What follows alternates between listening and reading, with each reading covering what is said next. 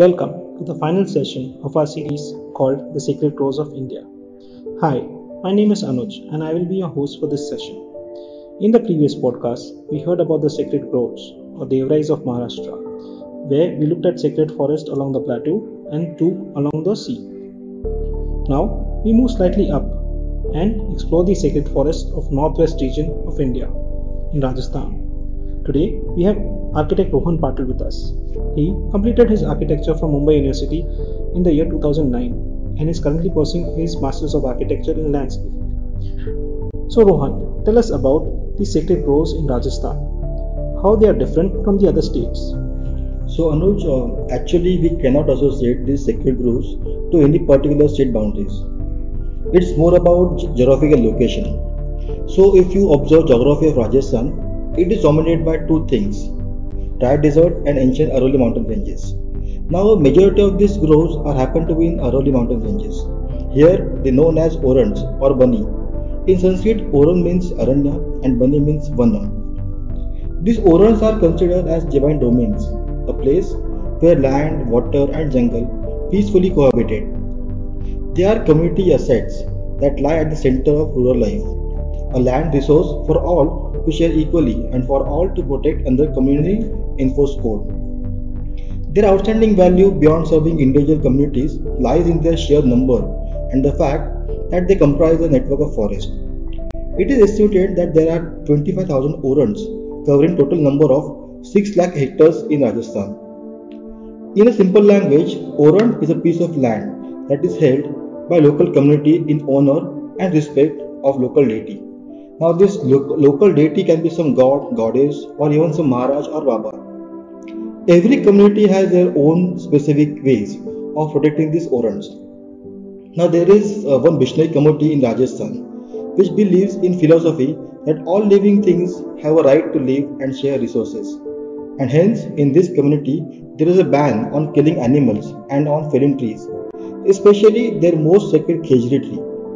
Now this khejri has a life sustaining properties. In Orans of Rajasthan, khejri is a keystone species. Basically, it is linked to the survival of many other species and occupies a special position in Rajasthani culture. Its drop leaves can be used for fodder, its top branches for the fuel and its fruit for the food. Now similarly, there is one more community called Gujjars.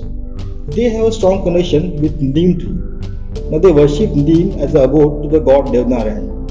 Along with these trees, these Orans also provide a protective habitat for animals like Indian gazelle, blackbuck, etc. Now I think everyone is aware of Salman Khan case where he was involved in poaching of blackbuck, and we also know how far this community went to protect it. Now this tells you about the community's involvement and determination for their sacred groves. So Rohan, are there any demarcation, signages or boundaries of for these sacred groves? How does one know the extent of these sacred groves? So Anuj, every Oran has many stories associated with it. The stories about their origin and about the people who disobeyed the rules of sacred grove. So whenever you visit any village in Rajasthan, locals will tell you about these interesting stories. So you will easily come to know about these Orans. In Rajasthan, there are various ways of demarcating these Oran boundaries. In southern Rajasthan, people sprinkle saffron or saffron milk on the boundary of this forest area to declare it as a sacred. In some region, they walk along the periphery of the protected area and sprinkle some rice. So you did mention about there are around 25,000 Orans in Rajasthan. Is there any particular way that these are categorized? Yes. So Orans in Aravallis can be classified in three categories. So first is where groves are dedicated to Lord Mahadev, where vegetation of entire watershed is conserved. Now these are the very large in size. For example, there is one in Udaipur, it's called Ubeshwar Mahadev Oran. Then second category is where groves are located near a village and are protecting some water source. So for example, there is one in Alwar called Adawal Ki Devbani. And the third category is where a single tree, imagine a single tree like banyan tree, peepal tree and or gudar tree are considered as sacred. Because of their size and nature, they appear as a grove, and you will find many of such in the Kota forest region of Rajasthan. Can you elaborate more on the Adawal Ki Devbani? Yes, it's a very small sacred grove near Siravas village in Alwar district of Rajasthan and spread over around 50 hectares of hilly terrain. The soil found in Adawal is mainly of mountain and loamy type, which supports various trees like khajur, neem, gular, peepal, shisham, and kher. Now, there is a perennial spring that emerges from the Oran. Now, several communities like Gujars, Meenas, and Kumars, with total population of around 1000, live in the proximity. Now, this Adawal Ki Devbani serves as a socio-cultural center for the community. It unifies people religiously, culturally, and socially while providing a forum for village level discussions, festivals, and other social events. An annual Mela organized in the Oran in the month of April in conjunction with Vaisakhi Purnima attracts around 10,000 pilgrims every year. Oh, interesting. So, what is the story behind this Devbani? According to the oral sources from the community, Adawal date back to the centuries ago when saint by name of Chur Siddha sat in the forest for meditation for several years. The Gujjars recall that he was served by the community. In return for their care, the community was blessed with the protection from tigers, cheetahs, and snakes in the forest. What is your take on these superstitions about groves? Do you think the actual science behind these groves has to be brought in forefront, or should people be made aware of these instead? But why do you think today people are not aware? Take case of this Adawal only. In Adawal, the livestock grazing and non-timber forest products collected from the Oran provide major source of livelihood for the community. Then the water from the Oran spring is used for irrigation by the community through a network of channels, which covers around 50 hectares of agricultural land around. The Oran land is an important source of grazing of the livestock. The local depends on the Oran for the construction materials such as thatch, wood, sand, and stone. The community depends on the Oran for their subsistence for 9 months out of the 12, and hence they do take this Oran very seriously. It's a perfect example for management of resources along with its conservation. And do you think it's without acknowledging the science behind it? So, protection of Oran is not just a superstition, but it's their need, and they have understood this. Actually, we city people don't acknowledge this, and we will have to change this. So, do you think with increased awareness or more education, things will change or rather are changing? Yes, Anuj, I think definitely. Nowadays many NGOs work with these sacred groves. They educate people about importance of these Orans and how this age-old practice of conservation of land is helpful for them. So villages are forming their own communities, which works for the conservation of the Oran. But again, as I always say, everything has two sides.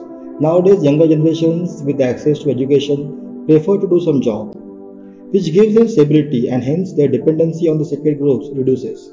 And ultimately, this leads to encroachment, pollution, or deforestation of the sacred groves. Yes, I think in India we have a diverse culture, rich tradition, and strong religious belief, and somewhere everything has its origin in nature. It does talk about importance of nature, trees, animals, and bird, and that's why we find God in everything. Regretfully, we are forgetting this. Under the bracket of superstition, we fail to understand real science behind it, and I think same is the case with the sacred groves as well. Yes, Anush, it's very true. You made a very valid point here. Younger generations don't understood this. So education will give you awareness, but realization is not here. Hence, we use our resources extensively without any management and understanding.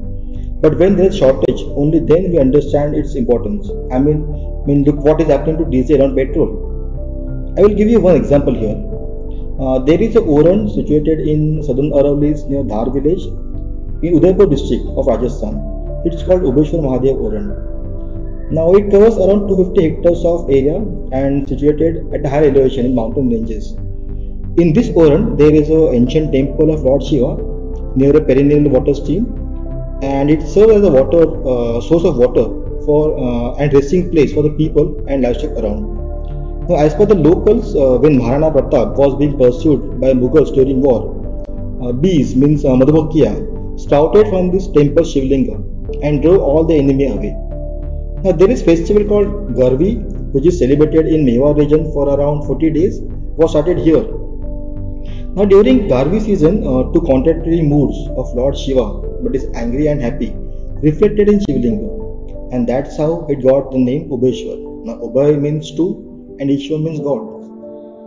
So Ubeshwar Mahadev Uran is also a socio-cultural place for the local tribals. They come here for pilgrimage and entertainment. Fairs on different festivals like Mahashivratri, Navratri, Saptami or Paisak, and Haryali Amavasya are organized by tribal people.